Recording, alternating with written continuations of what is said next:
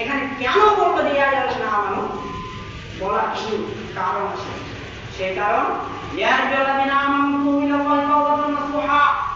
হে মুমিনগণ, হে ইমানদারগণ, যারা আপনাকে আমাকে নির্দিষ্ট করে বলে না যে এই গ্রামকে বলছে জি না, এখানে বলছে যারা আল্লাহ এবং আল্লাহ রসুলকে রসুল বলে মেনেছো। তারা কি বলছে? যারা আল্লাহ এবং আল্লাহ রসুলের বিধিবিধান মেনেছো, যারা আইন কানুন মেনেছো, তারা কি বলছে?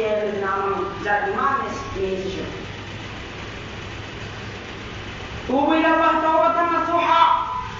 তোমরা তওবা করো আল্লাহর নিকট, তাওবাতান নাসুহা, এমন তওবা করো, বিশুদ্ধ তওবা, খালিস তওবা, অন্তর থেকে তওবা করো। তাহলে আত্মহত্যা এবং তওবার মধ্যে পার্থক্য যে আপনি যখন কিছু ভুল করেছেন, আপনার দুশ্চিন্তায় ভোগ করছেন, মাথা খারাপ হচ্ছে, আর কিছু হচ্ছে, সেই কারণে মানুষ আত্মহত্যা করে। আপনি ভুল করেছেন, আপনি মাফ চান, ধৈর্য ধারণ করেন। নিশ্চয় মহান আল্লাহ তাআলা সবর এবং ধৈর্যকারীদের সাথে রয়েছে।